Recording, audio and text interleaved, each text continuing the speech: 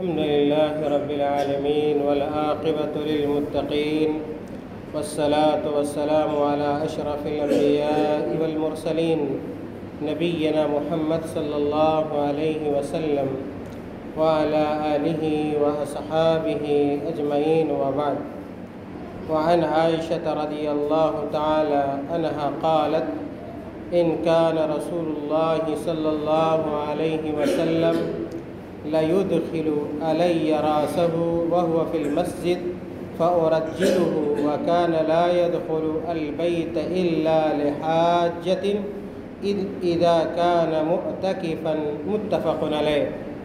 محترم حاضرین، آپ کو یاد ہوگا کہ گزشتہ کل میں نے آپ حضرات کے سامنے اعتکاف کے ضروری مسائل اور اہم مسائل ذکر کیے تھے۔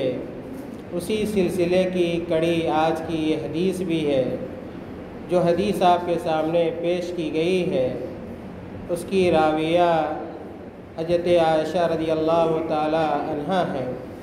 روایت کرتی ہیں کہ رسول اللہ صلی اللہ علیہ وسلم اپنا سر مبارک میرے آگے کر دیتے۔ حضرت عائشہ کہتی ہیں کہ رسول اللہ صلی اللہ علیہ وسلم اپنا سر مبارک میرے آگے کر دیتے جبکہ آپ اعتکاف کی حالت میں مسجد میں ہوتے، یعنی آپ صلی اللہ علیہ وسلم مسجد میں اعتکاف کر رہے ہوتے اور اسی حالت میں آپ صلی اللہ علیہ وسلم اپنا سر، مسجد میں آپ صلی اللہ علیہ وسلم ہے اور سر کہاں ہے؟ مسجد سے باہر کر دیا کرتے تھے۔ بس میں آپ کو کنگھی کرتی اور جب آپ صلی اللہ علیہ وسلم اعتکاف میں ہوتے تو آپ سوائے ضروری حاجات کے گھر میں داخل نہ ہوتے۔ پتہ یہ چلا میرے بھائیوں کہ اگر کوئی آدمی اعتکاف کر رہا ہے اور مسجد سے اپنا سر باہر کر دیتا ہے اور اس کی بیوی اگر سر میں تیل لگا دیتی ہے، سر میں کنگھی کر دیتی ہے تو اس میں کوئی حرج کی بات نہیں۔ اس حدیث سے دوسری بات یہ معلوم ہوتی ہے کہ آدمی کو، یعنی معتکف کو جو اعتکاف کر رہا ہے، بلا ضرورت اور ضرورت جیسے کل بتلایا گیا تھا، کھانے پینے کی ضرورت، پیشاب پائخانے کی ضرورت، اس طرح کی ضرورت ہے تو اعتکاف کی حالت میں مسجد سے نکل سکتا ہے۔ لیکن اگر کوئی ضرورت نہیں ہے تو پھر معتکف کو بلا ضرورت کے مسجد سے نکلنا نہیں چاہیے۔ اگر بلا ضرورت مسجد سے معتکف نکلتا ہے تو اس کا اعتکاف باطل ہو جائے گا، یعنی اس کا اعتکاف ختم ہو جائے گا۔ اگلی جو حدیث ہے اس کی راویہ بھی حضرت عائشہ رضی اللہ تعالی عنہ بیان کرتی ہیں: السنۃ علی المعتکف الا یعود مریضا ولا یشہد جنازۃ ولا یمس امرأۃ ولا یباشرها ولا یخرج لحاجۃ الا لما لا بد له منه ولا اعتکاف الا بصوم ولا اعتکاف الا فی مسجد جامع، رواہ ابو داؤد۔ میرے بھائیوں، عائشہ رضی اللہ تعالیٰ عنہ سے مروی ہے کہ اعتکاف کرنے والے پر سنت ہے کہ وہ نہ کسی مریض کی بیمار پرسی کرے، نہ جنازہ میں شرکت کرے، نہ عورت کو ہاتھ لگائے اور نہ ہی اس سے مباشرت کرے، اور سوائے حاجات ضروریہ کے مسجد میں سے نہ نکلے، اور سوائے جامع مسجد کے اعتکاف نہ کرے، اور سوائے جامع مسجد کے اعتکاف نہ کرے۔ اس حدیث سے کئی باتیں معلوم ہوتی ہیں۔ اس حدیث سے جو پہلی بات معلوم ہوتی ہے کہ عائشہ رضی اللہ تعالیٰ عنہ کہتی ہیں کہ معتکف یعنی اعتکاف کرنے والے کے لیے سنت یہ ہے کہ اللہ یعود مریضاً، کہ مریض کی عیادت کرنے نہ جائے، مریض کی یعنی بیمار کی بیمار پرسی کرنے اعتکاف کی حالت میں نہ جائے۔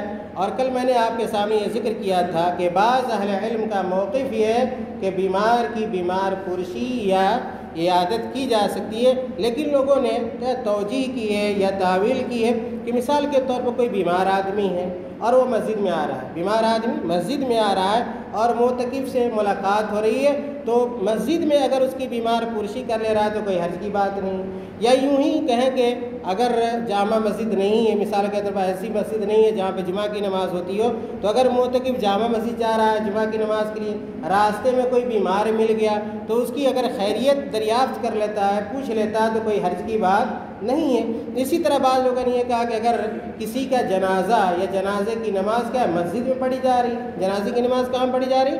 مسجد میں پڑھی جا رہی ہے اور معتکف اس میں شریک ہو رہا تو کوئی حرج کی بات نہیں ہے۔ لیکن بعض لوگوں نے کہا کہ معتکف صرف اور صرف بیمار کی عیادت کرنے کے لیے مسجد سے نکل کر جائے، صرف اس کا مقصد کیا ہو بیمار کی عیادت کرنا، یا ہے کہ مسجد سے نکل کر کیا ہے قبرستان جائے جنازے میں شرکت کرنے کے لیے، تو بعض اہل علم نے اس حدیث کے پیش نظر اس کی اجازت نہیں دی ہے۔ اور یہی موقف شیخ ابن باز رحمۃ اللہ علیہ کا بھی ہے۔ شیخ ابن باز رحمۃ اللہ علیہ اس موقف کے قائل ہے کہ اگر کوئی بیمار مسجد میں آئے تو اگر اس کی بیمار پرسی کر لے رہا ہے، عیادت کر لے رہا ہے تو کوئی حرج کی بات نہیں۔ مسجد میں جنازہ اگر پڑھا جا رہا ہے اور شریک ہو جا رہا ہے تو کوئی حرج کی بات نہیں۔ اور یہی موقف لجنہ دائمہ کا بھی ہے۔ لجنہ دائمہ سعودی عرب کی بہت بڑی کمیٹی ہے، فتویٰ کمیٹی، اس کا بھی موقف یہ ہے کہ معتکف صرف اور صرف بیمار کی عیادت کے لیے مسجد سے نہیں نکلے گا اور جنازے میں شرکت کے لیے مسجد سے نہیں نکلے گا، لیکن اگر بیمار مسجد میں آ رہا ہے یا جنازہ مسجد میں ہو رہا ہے تو شرکت کر سکتا ہے، اس میں کوئی حرج کی بات نہیں ہے۔ میرے بھائی اس حدیث سے دوسری جو اہم بات معلوم ہوتی ہے، اور یہ بار پہلے بھی کہی جا چکی ہے، کہ اعتکاف کی حالت میں معتکف کیا ہے اپنی بیوی سے مباشرت کیا ہے نہیں کر سکتا ہے، یا شہوت پر مبنی گفتگو نہیں کر سکتا ہے۔ اور اس حدیث سے یہ بھی پتہ چلتا ہے کہ ولا اعتکاف الا بصوم، کہ بلا روزے کے اعتکاف نہیں، بلا روزے کے اعتکاف نہیں۔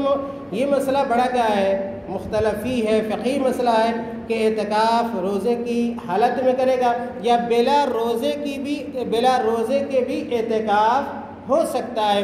لیکن اللہ کے رسول صلی اللہ علیہ وسلم کی زندگی سے پتہ چلتا ہے کہ آپ صلی اللہ علیہ وسلم نے جب کبھی بھی اعتکاف کیا تو روزے کی حالت میں اعتکاف کیا، اور اعتکاف کے لیے میرے بھائیوں لیکن روزہ شرط نہیں ہے۔ لیکن آپ صلی اللہ علیہ وسلم کی سنت یہ رہی کہ بلا روزے کے آپ صلی اللہ علیہ وسلم نے اعتکاف نہیں کیا ہے۔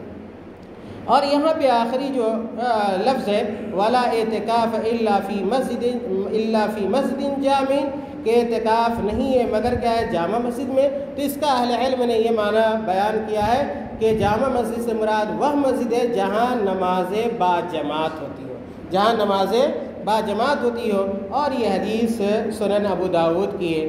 آج کے درس کی آخری حدیث حضرت عبداللہ ابن عباس رضی اللہ تعالی عنہما کی ہے۔